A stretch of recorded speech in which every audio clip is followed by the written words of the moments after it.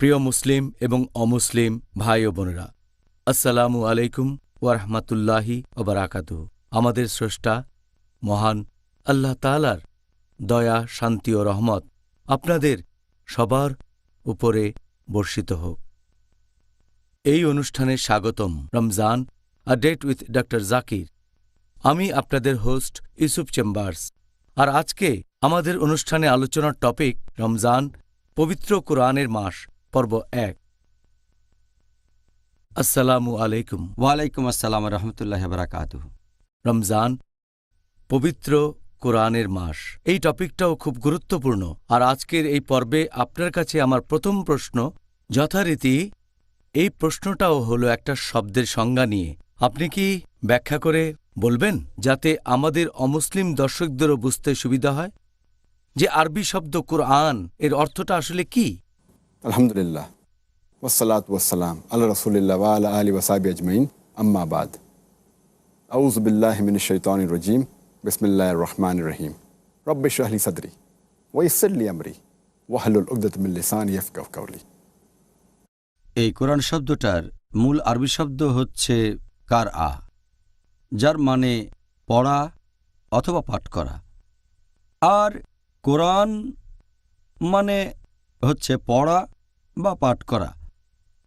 পবিত্র কোরআন হচ্ছে সর্বশেষ ও চূড়ান্ত আসমানি কিতাব, আল্লাহ সুবহানাহু ওয়া তাআলার ওহী। এটা নাজিল হয়েছিল সর্বশেষ ও চূড়ান্ত রাসূল মুহাম্মদ সাল্লাল্লাহু আলাইহি সাল্লামের উপর। আর আল্লাহ তাআলা পৃথিবীতে অনেক ওহী পাঠিয়েছেন। আল্লাহ বলেছেন সূরা রদ অধ্যায় নম্বর 13 আয়াত নম্বর 38, লিকুল্লি আজলিন কিতাব। প্রত্যেক যুগেই আমি ওহী প্রেরণ করেছি। অনেক ওহী আছে, নাম দিয়ে কোরআনে 4টা ওহীর কথা আছে: তাওরাত, জাবুর, ইনজিল আর কোরআন। তাওরাত হলো সেই ওহী, আসমানি কিতাব, যেটা নাজিল হয়েছিল মুসা আলাইহিস সালামের উপর। জাবুর হলো সেই ওহী, আসমানি কিতাব, যেটা নাজিল হয়েছিল নবী দাউদ আলাইহিস সালামের উপর। আর ইনজিল হলো সেই আসমানি কিতাব, যেটা নাজিল হয়েছিল ঈসা আলাইহিস সালামের উপর। আর কোরআন হলো সর্বশেষ চূড়ান্ত ওহী, যেটা নাজিল হয়েছিল সর্বশেষ ও চূড়ান্ত রাসূল মুহাম্মদ সাল্লাল্লাহু আলাইহি সাল্লামের উপর। তাহলে যদি ওল্ড টেস্টামেন্ট আর নিউ টেস্টামেন্টের মতো ব্যাপার থাকে, পবিত্র কোরআন হচ্ছে লাস্ট টেস্টামেন্ট। তাহলে কোরআন হচ্ছে আল্লাহর ওহী, এটা আসমানি কিতাব। সাধারণ মানুষ মনে করে যে কোরআন হচ্ছে এই বইটা কোরআনের কপি। সঠিক আরবি শব্দটা হচ্ছে মুসহাফ। কোরআন আসলে একটা আসমানি কিতাব, আল্লাহ সুবহানাহু ওয়া তাআলার ওহী, যেটা নাজিল হয়েছিল সর্বশেষ ও চূড়ান্ত নবী মুহাম্মদ সাল্লাল্লাহু আলাইহি সাল্লামের উপর। সাল্লাল্লাহু আলাইহি সাল্লাম। জাযাকাল্লাহ খায়ের। আমরা খুবই প্রাসঙ্গিক প্রশ্ন দিয়ে টপিকটা শুরু করলাম। এবার দ্বিতীয় প্রশ্ন, যেটা এখন আপনাকে করতে চাই, সেই প্রশ্নটা হলো, আপনি কি বলবেন যে পবিত্র কোরআনে, এই কোরআনকে আল্লাহ সুবহানাহু ওয়া তাআলা কি কি নাম অথবা বৈশিষ্ট্য দিয়ে সম্বোধন করেছেন বা উল্লেখ করেছেন? এরকম তো অনেক আছে। আল্লাহ সুবহানাহু ওয়া তাআলা কোরআনকে বোঝাতে বিভিন্ন নাম ব্যবহার করেছেন, এগুলো পবিত্র কোরআনে আছে। আর আমি কয়েকটা বলছি যেগুলো এখানে মনে করতে পারি। আল্লাহ এই পবিত্র কোরআনকে বলেছেন ফুরকান, সঠিক আর বেঠিক বিচারের মানদণ্ড। সূরা ফুরকান অধ্যায় 25 আয়াত 1। এখানে পুরো একটা অধ্যায় 25 নাম দেওয়া হয়েছে ফুরকান, সঠিক আর বেঠিক বিচারের মানদণ্ড। এছাড়াও সূরা বাকারা অধ্যায় 2 আয়াত 185-তে ফুরকান শব্দ ব্যবহার হয়েছে। আল্লাহ সুবহানাহু ওয়া তাআলা এছাড়াও পবিত্র কোরআনকে বলেছেন তানজিল, তার মানে আসমানি কিতাব। সূরা শুরা অধ্যায় 26 আয়াত 192। এছাড়াও কোরআনকে বলা হয়েছে জিকির, অর্থাৎ বাণী। সূরা আম্বিয়া অধ্যায় 21 আয়াত 50। পবিত্র কোরআনকে আরও বলা হয়েছে কিতাব, অর্থাৎ বই। কিতাবের একটা মানে বই, এছাড়াও হতে পারে ওহী, আসমানি কিতাব। সূরা ইউসুফ অধ্যায় 12 আয়াত 1। পবিত্র কোরআনকে বলা হয়েছে নূর, অর্থাৎ আলো, আছে সূরা নিসা অধ্যায় 4 আয়াত 174। এছাড়াও কোরআনকে বলা হয়েছে হুদা, মানে নির্দেশনা, সূরা বাকারা অধ্যায় 2 আয়াত 2। এছাড়াও সূরা বাকারা অধ্যায় 2 আয়াত 185। পবিত্র কোরআনকে বলা হয়েছে রাহমা, মানে আশীর্বাদ, আছে সূরা লুকমানে অধ্যায় 31 আয়াত 3। এছাড়াও পবিত্র কোরআনকে বলা হয়েছে মাজিদ, অর্থাৎ মহান, আছে সূরা বুরুজ অধ্যায় 85 আয়াত 21। কোরআনকে বলা হয়েছে মুবারক, মানে আশীর্বাদ, আছে সূরা সাদ অধ্যায় ৩৮ আয়াত ২৯। এছাড়াও কোরআনকে বলা হয়েছে বাশির মানে সুসংবাদ, সূরা ফুসিলাত অধ্যায় ৪১ আয়াত ৪। কোরআনকে বলা হয়েছে নাদির মানে সতর্কবাণী, সূরা ফুসিলাত অধ্যায় ৪১ আয়াত ৪। পবিত্র কোরআনকে বলা হয়েছে কালামুল্লাহ মানে আল্লাহর বাণী, সূরা তাওবা অধ্যায় ৯ আয়াত ৬। এছাড়াও পবিত্র কোরআনকে বলা হয়েছে মাওয়াজা তার মানে উপদেশ, সূরা আলে ইমরান অধ্যায় ৩ আয়াত ১৩৮। পবিত্র কোরআনকে বলা হয়েছে শিফা মানে আরোগ্য, আছে সূরা ইসরা অধ্যায় ১৭ আয়াত ৮২। এছাড়াও পবিত্র কোরআনকে বলা হয়েছে মুবিন মানে যেটা সহজবোধ্য, আছে সূরা ইউসুফে অধ্যায় ১২ আয়াত ১। এই হচ্ছে পবিত্র কোরআনের বেশ কিছু নাম যেগুলো আল্লাহ তাআলা পবিত্র কোরআনে উল্লেখ করেছেন। সুবহানাল্লাহ, আপনি কি গুণে দেখেছেন? মনে হচ্ছে অনেক নাম। আসলে এরকম অনেক নাম আছে। আমি যদি আর একটু চিন্তা করি তাহলে আরো কয়েকটা বলতে পারবো। আর এই সবগুলো নামই নির্দেশ করছে পবিত্র কোরআনকে। সুবহানাল্লাহ, আলহামদুলিল্লাহ। ডক্টর জাকির, এবারে পবিত্র রমজান মাসের প্রেক্ষাপট থেকে আপনাকে প্রশ্ন করি, পবিত্র কোরআনের সাথে এই রহমতের মাস রমজানের সম্পর্কটা আসলে কি? পবিত্র কোরআনের সাথে এই রমজান মাসের একটা বিশেষ সম্পর্ক আছে। আল্লাহ কোরআনে বলেছেন সূরা বাকারা অধ্যায় নম্বর ২ আয়াত নম্বর ১৮৫। শাহরু রমজান আল্লাযী উনজিলা ফীহিল কোরআন হুদাল লিন-নাস ওয়া বায়িনাতি মিনাল হুদা ওয়াল ফুরকান। অর্থাৎ এই রমজান মাসে পবিত্র কোরআন নাজিল হয়েছে সমগ্র মানবজাতির পথের দিশারি রূপে, সৎপথের স্পষ্ট নিদর্শন ও সত্য মিথ্যার পার্থক্যকারী রূপে। সুতরাং তোমাদের মধ্যে যারা এই মাস পাবে তারা রোজা রাখবে। তাহলে এই রমজান মাসে আমাদের পবিত্র কোরআন নাজিল হয়েছিল পুরো মানবজাতির পথের দিশারি হিসেবে। আর আমাদের প্রিয় নবী মুহাম্মদ সাল্লাল্লাহু আলাইহি ওয়াসাল্লাম বলেছেন, এটা আছে সহিহ বুখারীতে খণ্ড নম্বর ১ বুক অব রেভেলেশন হাদিস নম্বর ৬, যে ফেরেশতা জিবরাইল রমজান মাসের প্রত্যেক রাতেই নবীর কাছে আসতেন এবং তাকে কোরআন পড়ে শোনাতেন আর পড়াতেন।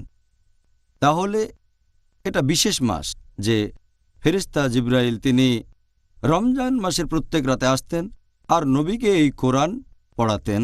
এই মাসে পবিত্র কোরআন নাজিল হয়েছিল পুরো মানব জাতির পথের দিশারি হিসেবে। আলহামদুলিল্লাহ। সেজন্য রমজানকে বলা হয় পবিত্র কোরআনের মাস। এই মাসটা সব মানুষের জন্যই গুরুত্বপূর্ণ, শুধু মুসলিমদের জন্য না। ডক্টর জাকির, আপনি কি পিস টিভির দর্শকদের এই সর্বশেষ ও চূড়ান্ত কিতাব পবিত্র কোরআন পড়ার নিয়মকানুন সম্পর্কে কিছু বলবেন? পবিত্র কোরআন পাঠ করার বেশ কিছু নিয়মকানুন আছে। ১ নম্বর হচ্ছে, যখন কোরআন পাঠ করবেন এটা হবে শুধুমাত্র আল্লাহ তাআলার জন্য, শুধু তার রহমতের আশায়। ২ নম্বর, এটা হলে ভালো যে কোরআন পাঠ করার সময় আপনি থাকবেন ওযু করা অবস্থায়। ৩ নম্বর, যে জায়গায় কোরআন রেখে পাঠ করছেন সেটা পরিষ্কার হবে। ৪ নম্বর, সময়টা হবে খুব ভালো সময়। ৫ নম্বর, এটা করলে ভালো হয় যদি কিবলার দিকে মুখ করে কোরআন পাঠ করেন, করলে ভালো তবে আবশ্যক না। ৬ নম্বর, আপনার নিয়ত আর আপনার মনোযোগটা থাকবে কোরআনের প্রতি, কোরআন পাঠ করার দিকে মনোযোগ দেবেন। ৭ নম্বর, পাঠ করবেন তার তিল অনুযায়ী, ধীরে সুর করে পড়বেন। ৮ নম্বর, তাজউইদ সঠিক হতে হবে, মাখারিজ উচ্চারণ হবে সুন্দর। ৯ নম্বর, কোরআন পড়বেন বিনয়ের সাথে। যখন পবিত্র কোরআন পাঠ করবেন সেটা করবেন বিনয় আর নম্রতার সাথে। ১০ নম্বর, যখন কোরআন পাঠ করবেন তেলাওয়াত করবেন তখন যদি কোরআনের কোনো আয়াতে আল্লাহ তাআলার ক্রোধ অথবা আল্লাহ তাআলার শাস্তি সম্পর্কে বলা হয়, আমরা আল্লাহর কাছে আশ্রয় চাইব। আর যদি কোনো আয়াতে বলা হয় আল্লাহর রহমত এবং বেহেশতের কথা, তখন আল্লাহ সুবহানাহু ওয়া তাআলার কাছে তার রহমত চাইবেন, তার দয়া চাইবেন। আর যদি কোরআন পড়তে গিয়ে তখন কোনো আয়াত আসে যেটা সেজদা তেলাওয়াত, যেসব আয়াতে আমাদের সেজদা দিতে হবে, সে সময় কোরআন পাঠ বন্ধ করে দিয়ে আমরা সিজদায় যাব যত তাড়াতাড়ি সম্ভব। এছাড়াও কিছু আয়াত, এগুলো যতবার রিপিট করবেন ততই আপনার জন্য ভালো। আর এছাড়াও আমরা চেষ্টা করব পবিত্র কোরআনের যতগুলো আয়াত পারি মুখস্থ করব। আর একটা গুরুত্বপূর্ণ ব্যাপার, যেটা একটা ফরজ, অন্য সবগুলো করলে ভালো, যেটা হচ্ছে পবিত্র কোরআন পাঠের আগে শয়তান থেকে রক্ষা পাওয়ার জন্য আল্লাহর কাছে আশ্রয় প্রার্থনা করব। আল্লাহ পবিত্র কোরআনে বলেছেন সূরা নাহল অধ্যায় নম্বর 16 আয়াত 98 যে কোরআন পাঠ করার আগে বলো আউযুবিল্লাহি মিনাশ শাইতানির রাজিম, যে আমি আল্লাহর কাছে আশ্রয় নিচ্ছি অভিশপ্ত শয়তান থেকে। আর আপনি যদি একেবারে প্রথম থেকে কোনো সূরা পড়েন, আপনি তাহলে সূরার প্রথম আয়াতটা দিয়ে পড়া শুরু করবেন যে বিসমিল্লাহির রহমানির রহিম, দয়াময় পরম দয়ালু আল্লাহর নামে শুরু করছি। কারণ কোরআনের প্রত্যেকটা সূরা শুরু হয়েছে এই ফর্মুলায়, বিসমিল্লাহির রহমানির রহিম, দয়াময় পরম দয়ালু আল্লাহর নামে শুরু করছি, শুধু সূরা তওবা বাদে অধ্যায় নম্বর 9। পরের প্রশ্ন, আপনি কি দর্শকদের এটা বলবেন যে এই রহমতের মাস রমজানে আমরা যদি পাঠ করি পবিত্র কোরআন, যে বইটা দিয়ে সঠিক আর বেঠিকের পার্থক্য করা হয়, সেটা পাঠ করলে কি কি উপকারিতা পাব? অনেক উপকারিতার কথা বলা হয়েছে কোরআনে এবং সহিহ হাদিসে কোরআন পাঠ করা সম্পর্কে। একটা হাদিস আছে সহিহ বুখারীতে, খণ্ড নম্বর 3, বুক অব ফাস্টিং, হাদিস নম্বর 1902, যে নবী মুহাম্মদ সাল্লাল্লাহু আলাইহি সাল্লাম ছিলেন সবচেয়ে উদার হৃদয় মানুষ, আর পবিত্র রমজান মাসে তিনি উদারতার সর্বোচ্চ সীমায় থাকতেন এবং ফেরেশতা জিব্রাইল প্রতি রাতে আসতেন, নবীকে কোরআন পড়ে শোনাতেন আর পড়াতেন, এবং তাঁর উদারতা প্রচণ্ড বেগে বয়ে চলা প্রবল বাতাসের চেয়েও শক্তিশালী ছিল। আর প্রথম যে আয়াতটা নাজিল হয়েছিল, পবিত্র কোরআন নাজিল হওয়া প্রথম আয়াত আমাদের নবীর কাছে, সেটা আছে সূরা ইকরা অধ্যায় নম্বর 96 বা সূরা আলাক অধ্যায় নম্বর 96 আয়াত 1, বলা হয়েছে ইকরা। আর ফেরেশতা জিব্রাইল যখন কোরআনের এই প্রথম শব্দটা বলেছিলেন নবীর কাছে, তিনি তখন ছিলেন হেরা গুহায়, জাবলে নূর। নবী যখন এই শব্দটা শুনলেন ইকরা, He said, "Ma ana biqari." আমি পড়তে জানি না, তখন ফেরেশতা জিব্রাইল আবার বললেন ইকরা, নবী আবার বললেন "Ma ana biqari." আমি তো পড়তে জানি না। ফেরেশতা জিব্রাইল তখন আবারও বললেন ইকরা, নবী তখন বুঝতে পারলেন যে ইকরার আরেকটা মানে হচ্ছে পাঠ করা, আবৃত্তি। একটা অর্থ পড়া, আরেকটা হচ্ছে পাঠ করা বা আবৃত্তি করা। নবী তখন বললেন ইকরা, Then the revelation came. "Iqra bismi rabbikal ladzi khalaq. Khalaqal insana min alaq."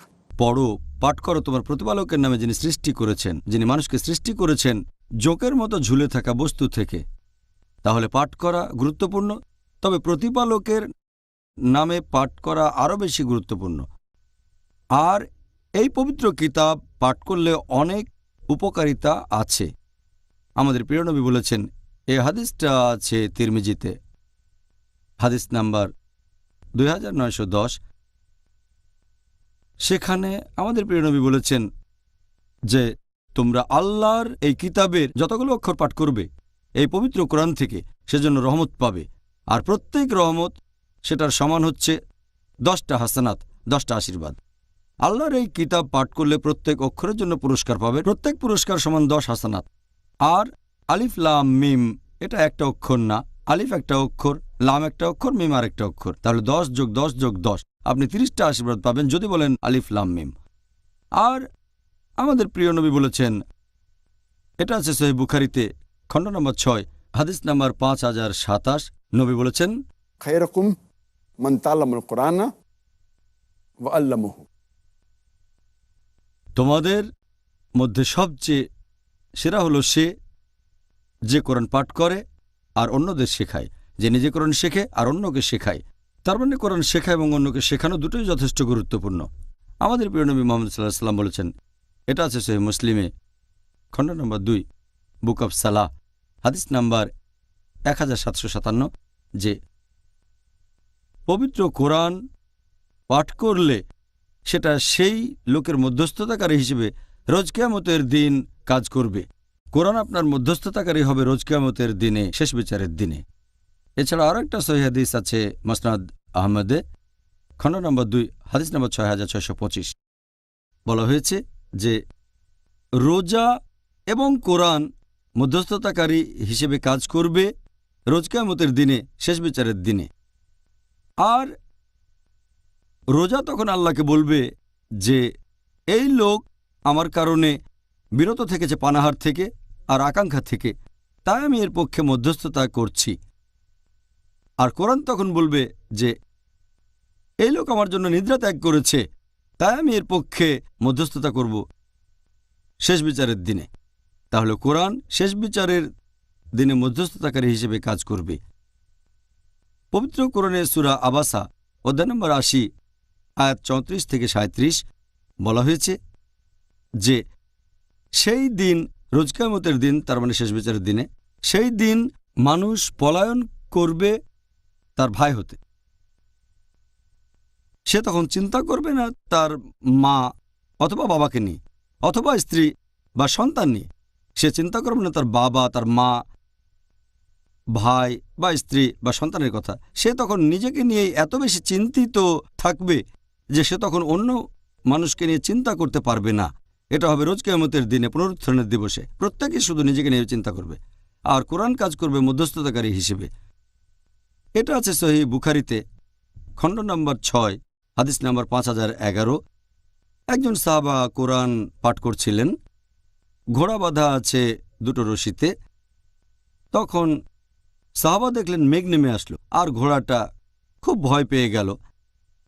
সাহাবা পরে নবীর কাছে গেলেন। নবী বললেন, জানো কি ঘটেছে? তিনি বললেন, না, ফেরেশতাগণ নেমে এসেছিলেন তোমার কোরআন পাঠ শোনার জন্য।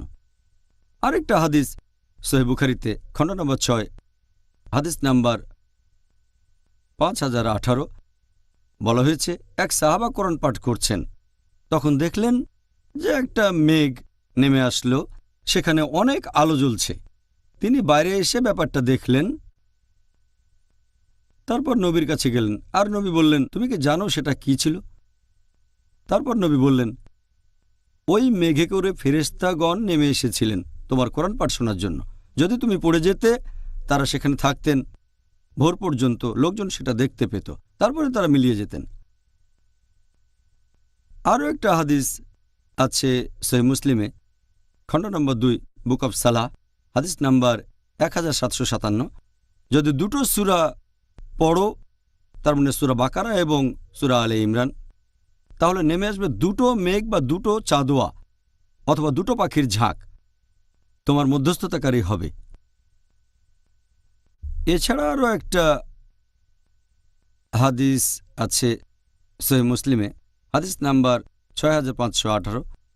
আমাদের নবী মুহাম্মদ সাল্লাল্লাহু আলাইহি ওয়াসাল্লাম বলেছেন যে যদি কেউ আল্লাহর ঘরে পবিত্র কোরআন পাঠ করে, মানে মসজিদে, যখন লোকজন আসে আল্লাহ তাআলার ঘরে মসজিদে, যখন তারা কোরআন পাঠ করে, আর যদি তারা কোরআন শেখে এবং অন্যদের শেখায়, তাহলে তাদের জন্য থাকবে প্রশান্তি, তারা থাকবে শান্ত, আর ফেরেশতাগণ নেমে আসবেন এবং তাদের জন্য আশীর্বাদ করবেন।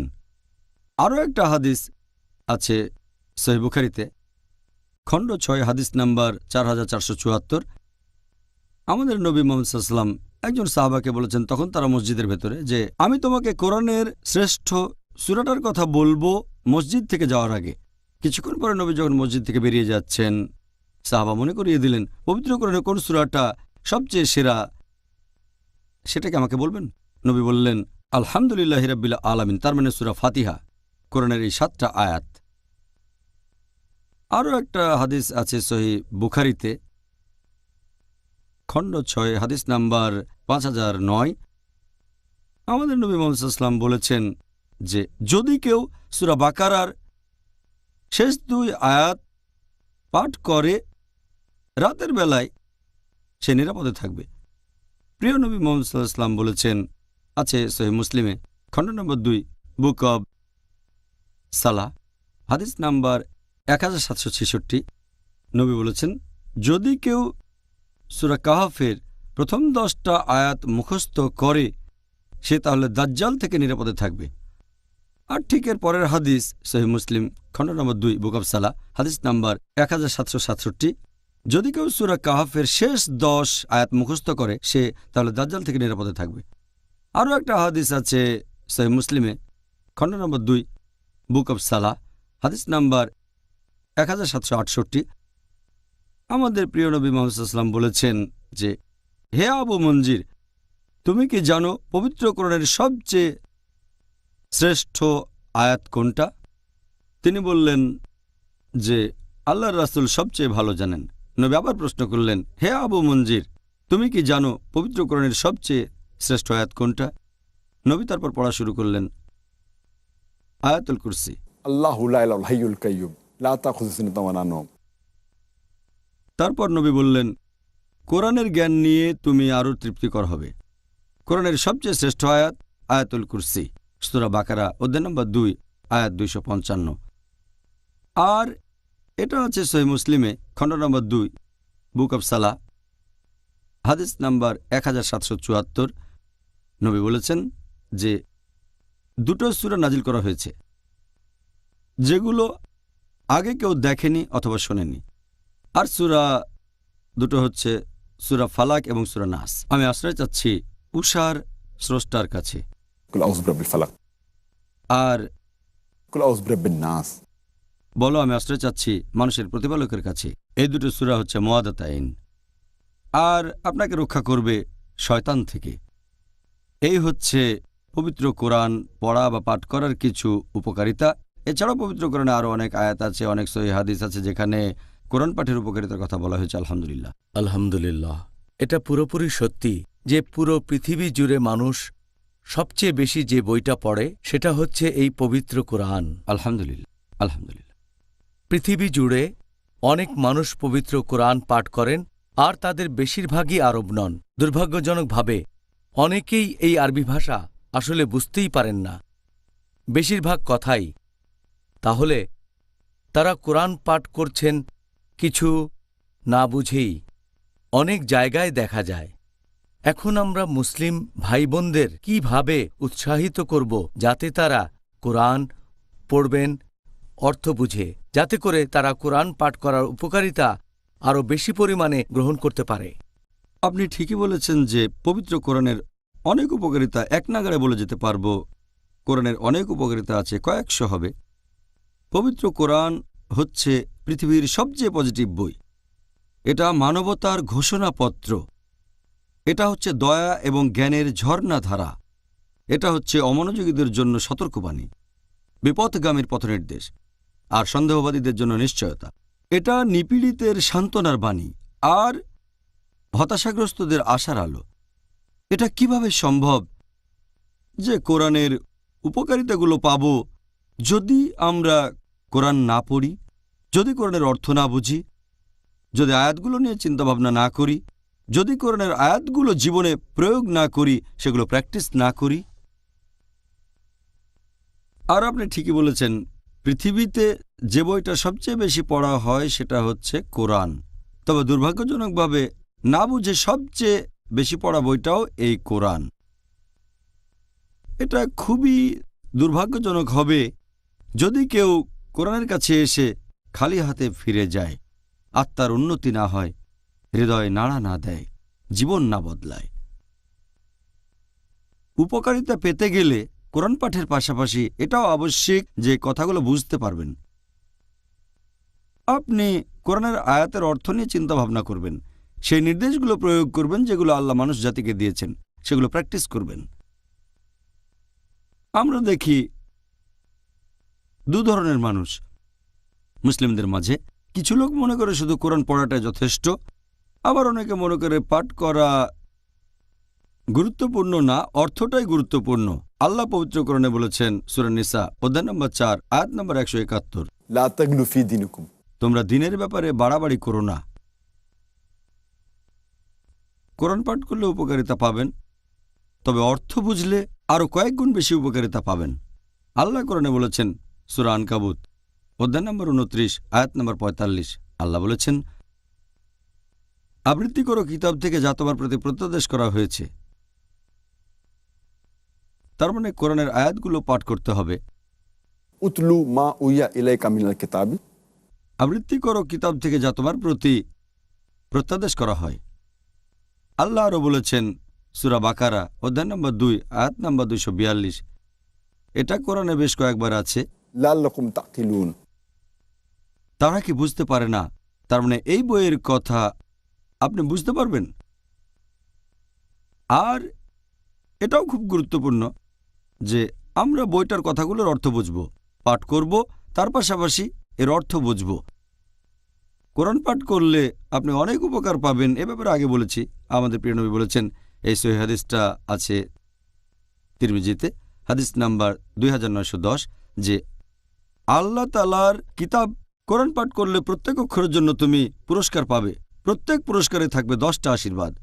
আর আলিফ লাম মিম একটা অক্ষর না, আলিফ একটা অক্ষর, লাম একটা অক্ষর, মিম আর একটা অক্ষর। যদি বলেন আলিফ লাম মিম, তাহলে পাবেন 10 10 10 30 সওয়াব। তাহলে কোরআন পাঠের সওয়াব পাবেন। কোরআন পাঠ করলে আপনি আশীর্বাদ পাবেন। তবে এটা আগেও বলেছি, এটা যথেষ্ট নয় যে শুধুমাত্র কোরআন পাঠ করবেন। আমাদের বুঝতে হবে যে দুটোই গুরুত্বপূর্ণ, তবে অর্থ বুঝে প্রয়োগ করার গুরুত্বটা বেশি। আমি একটা উদাহরণ দিই। ধরেন আপনি গেলেন ফ্রান্সে গ্র্যাজুয়েশন করার জন্য। আপনি ফ্রেঞ্চ ভাষা বোঝেন না, তবে ইংরেজি জানেন, ইংরেজিতে কথা বলতে পারেন। যখন ক্লাস করতে গেলেন আপনি, প্রত্যেক দিন নামের পাশে মার্ক পি, তার মানে প্রেজেন্ট। তারপর যখন পরীক্ষা দিতে বসলেন, আপনি কিন্তু টিচারের একটা কথা বুঝতে পারেননি। যখন পরীক্ষা দিতে বসলেন, আপনি প্রশ্নপত্র পেলেন। যেহেতু অক্ষরগুলো কাছাকাছি, তাই দু একটা হয়তো আপনি চিনতে পারেন, তবে কিছুই বুঝবেন না। এখন এই পরীক্ষাতেও আপনি পাচ্ছেন পি। পি মানে পাশ করা না, পি মানে প্রেজেন্ট। এটা বলছে আপনি পরীক্ষায় উপস্থিত ছিলেন, তবে এতে পাশ করবেন না। সেজন্য যদি আপনি বেহেশতে যেতে চান, কোরআন পাঠের পাশাপাশি এটাও গুরুত্বপূর্ণ যে আমরা বুঝব আল্লাহ আমাদের কি নির্দেশ দিয়েছেন। কারণ কোরআন হচ্ছে পুরো মানবজাতির দিক নির্দেশনা। কোরআনের অর্থ বোঝেন আর নিজের জীবনে প্রয়োগ করেন। আমি আরও একটা উদাহরণ দিচ্ছি। ধরেন যে আপনার একজন বন্ধু, আপনি থাকেন ইংল্যান্ডে, আপনার বন্ধু আসলো জার্মানি থেকে। আপনার খুবই ঘনিষ্ঠ বন্ধু, সে ভাঙা ভাঙা ইংরেজি বলতে পারে। তারপর সে জার্মান ফিরে গিয়ে আপনাকে একটা চিঠি লিখলো জার্মান ভাষায়, যেটা আপনি বোঝেন না। তাহলে আপনার ঘনিষ্ঠ বন্ধু আপনাকে একটা চিঠি লিখলো জার্মান ভাষায়, সেটা বুঝতে পারছেন না আপনি তখন এমন কারো কাছে যাবেন যে জার্মান ভাষা জানে, চিঠিটার অনুবাদ করে নেবেন, কারণ আপনি জানতে চাচ্ছেন যে আপনার বন্ধু চিঠিতে কি লিখেছে আপনাকে। এটা কি গুরুত্বপূর্ণ না যে আমাদের স্রষ্টা আল্লাহ তাআলা তার সর্বশেষ ও চূড়ান্ত কিতাব পবিত্র কোরআনে কি লিখেছেন তা বোঝার চেষ্টা করব আমরা? আমাদের এখন কোরআন অনুবাদ করতে হবে না, কোরআনের অনেক অনুবাদ পাওয়া যায়। এটা গুরুত্বপূর্ণ যে পড়ার পাশাপাশি যদি আরবি বুঝতে না পারেন, তাহলে অনুবাদ পড়েন, যাতে করে আমরা আল্লাহর এই বাণীকে বুঝতে পারি এবং জীবনে প্রয়োগ করতে পারি। খুব সুন্দর, আসলে খুব সুন্দর বলেছেন ডক্টর জাকির। পবিত্র কুরআন অর্থ বুঝে পাঠ করলে আমরা তো অনেক বেশি পরিমাণ পুরস্কার পেতে পারি। তারপরেও কেন আমরা অনেক মুসলিম ভাইবোনদের দেখি যে তারা সবসময় বিভিন্ন অজুহাত দেখায় যে অমুক কারণে তারা পবিত্র কোরআন অর্থ বুঝে পাঠ করতে পারেনি। সাধারণ মুসলিমরা বিভিন্ন ধরনের অজুহাত দেখায় যে এই কারণে তারা অর্থ বুঝে কোরআন পড়ে না। সবচেয়ে কমন যেটা, যে বেশিরভাগ মুসলিম আরবি ভাষা জানে না।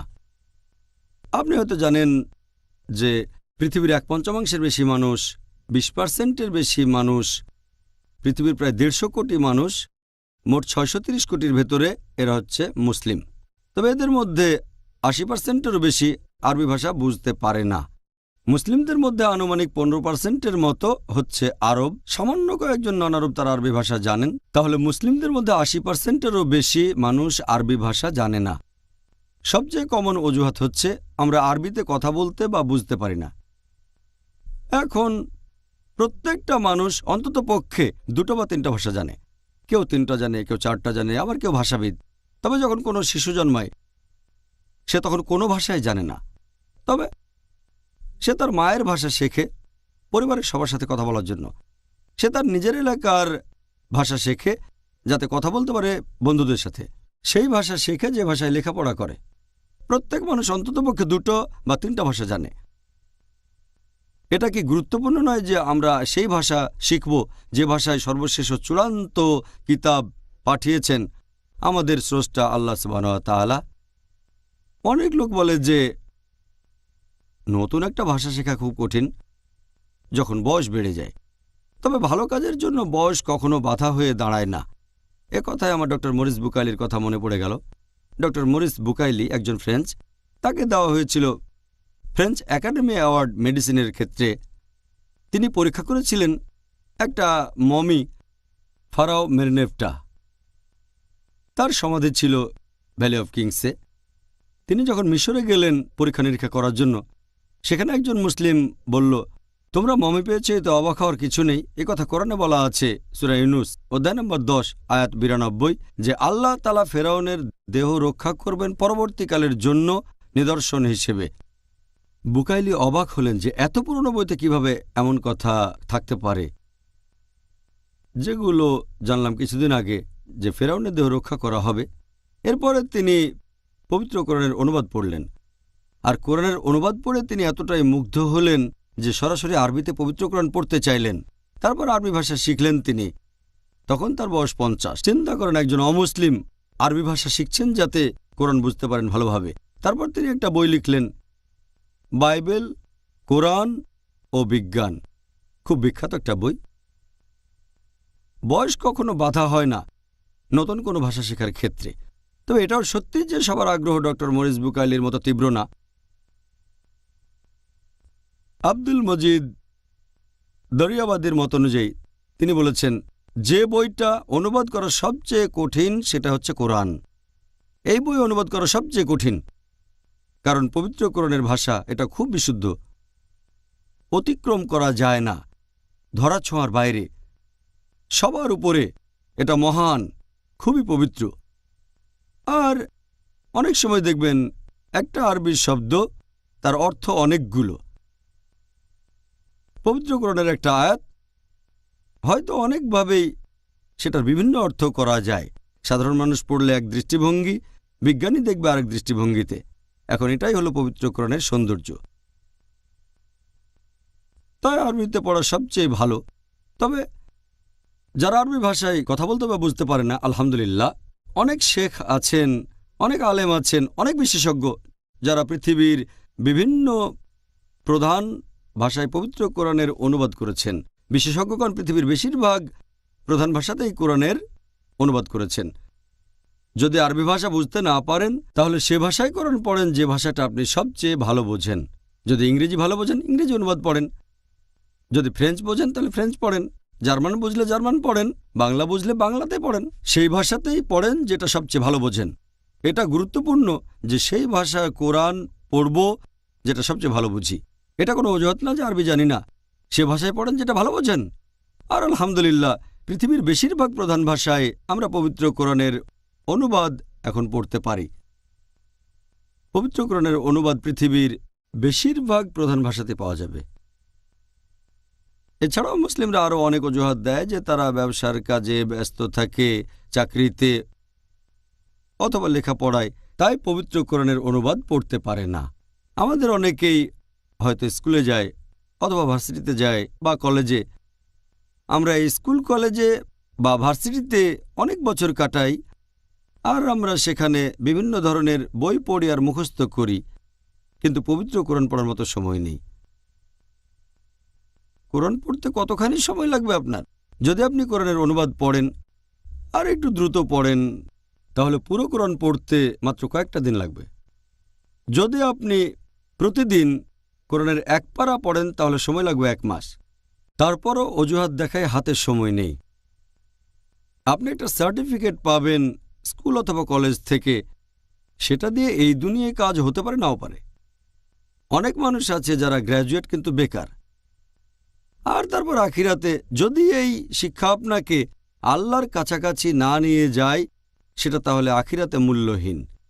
পবিত্র কোরআন বলছে সূরা বাকারা অধ্যায় নম্বর 2 আয়াত 1 ও 2, আলিফ লাম মিম যালিকাল কিতাবু লা রাইবা ফি, যে আলিফ লাম মিম এটা সেই কিতাব, কোনো সন্দেহ নেই, আর এটা তাদের জন্য পথনির্দেশ যারা ঈমান আনে। এখানে নিশ্চিত করে বলা হয়েছে এটা আমাদের জন্য পথনির্দেশ, সাহায্য করবে এই দুনিয়ায়, এছাড়া সাহায্য করবে আখিরাতে। তাই মুসলিমদের জন্য এটা দরকার যে অর্থ বুঝে কোরআন পড়বে। আরবি না জানলে সেই ভাষায় পড়েন যেটা সবচেয়ে ভালো জানেন। আচ্ছা, তাহলে কোনো অজুহাত দেখানো যাবে না। অনেক মুসলিম মনে করে যে শুধুমাত্র একজন আলেম অথবা বিশেষজ্ঞ তাদেরকে কোরআনের অর্থগুলো বলতে পারবেন আর তাদের সামনে কোরআন পাঠ করতে পারবেন। এই ধারণাটাকে কি সঠিক বলা যায়? আল্লাহ পবিত্র কোরআনে বলেছেন সূরা কামার অধ্যায় নম্বর 54, সব মিলিয়ে মোট 4 বার বলা হয়েছে এই একই সূরায়, সূরা কামার অধ্যায় নম্বর 54, আয়াত নম্বর 17, আয়াত নম্বর 22, আয়াত নম্বর 32, এছাড়াও আয়াত নম্বর 40। ওয়ালাকাদ ইয়াসসারনাল কুরআন লিযিকরি ফাহাল মিন মুদ্দাকির। আমি কোরআনকে সহজ করে দিয়েছি উপদেশ গ্রহণের জন্য, অতএব উপদেশ গ্রহণকারী কি কেউ আছে? এখানে পবিত্র কোরআন বলছে এটা বোঝা সহজ আমাদের জন্য।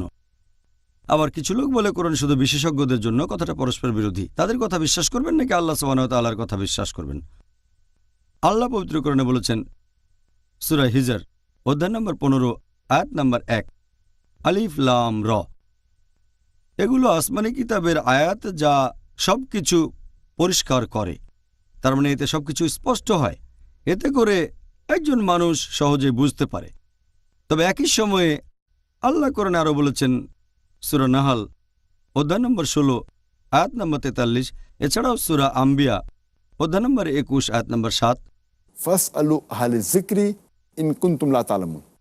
যদি না জানো তাহলে জ্ঞানীদের জিজ্ঞেস করো যে সম্পর্কে জানে।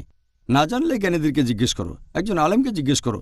তাহলে যদি কোরআন পড়েন আর কোরআন পড়ার সময় যদি কোনো কিছু বুঝতে আপনার সমস্যা হয়, জিজ্ঞেস করেন তাকে যিনি বিশেষজ্ঞ, জিজ্ঞেস করেন আলেমকে। যদি কোরআন বিজ্ঞান নিয়ে কথা বলে আর আপনার যদি বুঝতে কোনো সমস্যা হয়, তাহলে কার কাছে যাবেন? যাবেন মুচির কাছে নাকি নাপিতের কাছে? যাবেন একজন বিজ্ঞানীর কাছে।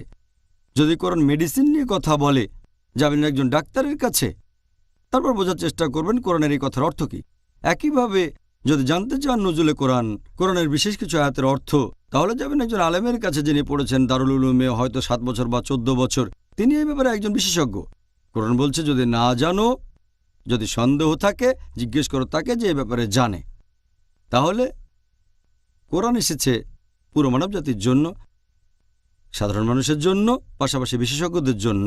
তবে কোরআন পড়ার সময় যদি কিছু বুঝতে অসুবিধা হয় তাহলে জ্ঞানীদেরকে জিজ্ঞেস করেন। এতে একটা ঘটনা মনে পড়ে গেল।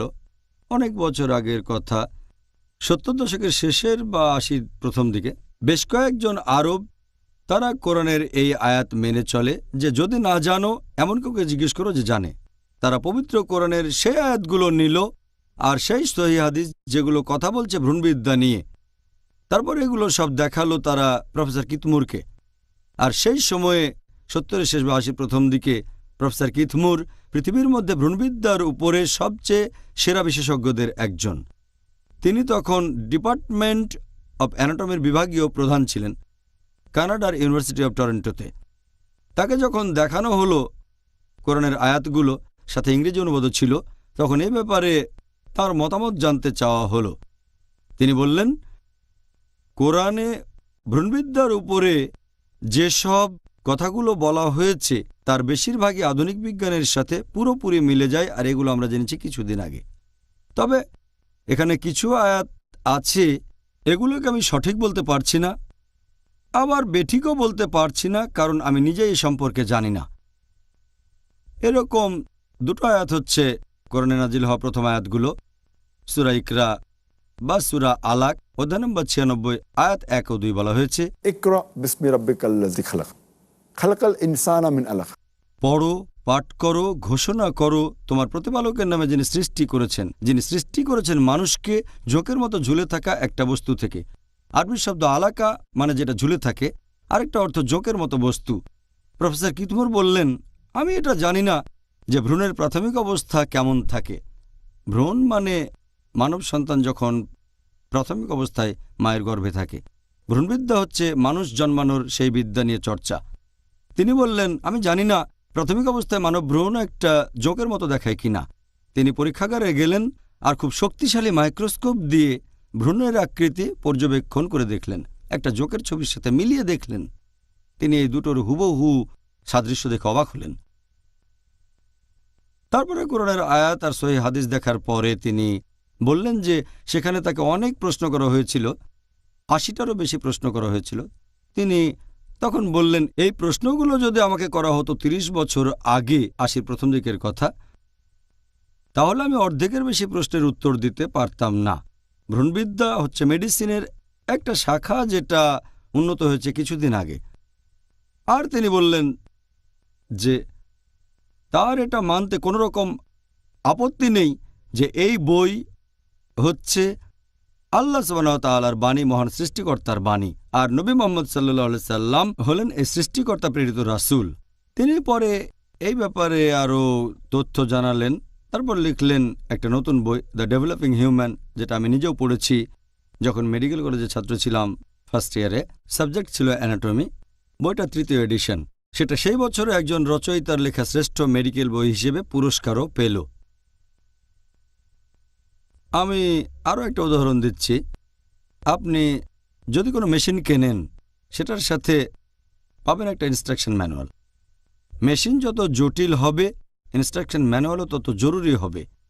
যদি আপনি খুব জটিল কোনো মেশিন কেনেন, যেমন কম্পিউটার, যে মেশিনটা বোঝা কঠিন, সেটার ইনস্ট্রাকশন ম্যানুয়ালটাও জরুরি। যদি আপনি মানুষকে একটা মেশিন বলে ধরে নেন, তাহলে আমাদের মানতে হবে এই মানুষ হচ্ছে পৃথিবীর সবচেয়ে জটিল মেশিন। এখন এই মেশিনের কি একটা ইনস্ট্রাকশন ম্যানুয়াল দরকার হয় না? তাই আমার মতে পবিত্র কোরআন মানবজাতির সর্বশেষ ও চূড়ান্ত ইনস্ট্রাকশন ম্যানুয়াল। মানুষের জন্য বিভিন্ন আদেশ নিষেধ, সেগুলোই কোরআনে লেখা আছে। আমার মনে পড়ে গেল, একজন নবাব ছিলেন হায়দ্রাবাদে। নবাব মানে একজন জমিদার, খুব বড় লোক, ধনী। তখন ভারতে প্রথমবারের মতো মোটর গাড়ি আসা শুরু হয়ে গেছে। লোকে তখন গাড়ি চালাতে জানতো না, তাই গাড়ি কিনলে কোম্পানি সাথে একজন ড্রাইভারও দিয়ে দিত। এই বড় লোক জমিদার, হায়দ্রাবাদের নবাব, একটা নতুন গাড়ি কিনলেন। তখন কোম্পানি সেই গাড়ির সাথে একজন ড্রাইভারও দিয়ে দিল। একদিন সকালে নবাব তার ড্রাইভারকে বললেন, আমি চাই আমার স্ত্রী বেগম সাহেবা ঘুরতে যাবে, তুমি গাড়িটা রেডি করো। ড্রাইভার বলল, নবাব সাহেব, গাড়ি তো এখন কাজ করছে না। নবাব তখন খুব রেগে গিয়ে বললেন, আমি চাই গাড়িটা যেন খুব তাড়াতাড়ি কাজ করা শুরু করে, কারণ এখন আমার স্ত্রীকে নিয়ে ঘুরতে যাব। ড্রাইভার বলল, গাড়িটাকে দিয়ে যদি কাজ করাতে চাই, আমার লাগবে 10 কেজি মধু, তারপর 20 লিটার দুধ, এরপর 30 কেজি খাঁটি ঘি, আর 50 কেজি চাল, সেটা হবে বাসমতি চাল।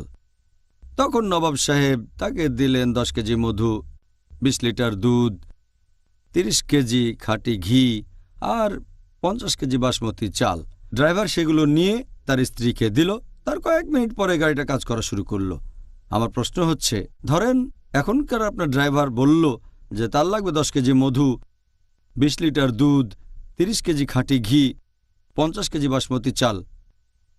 আপনি কি করবেন তখন? যদি সে বলে গাড়ি চালাতে এই জিনিসগুলো লাগবে, তখন আপনি কি করবেন?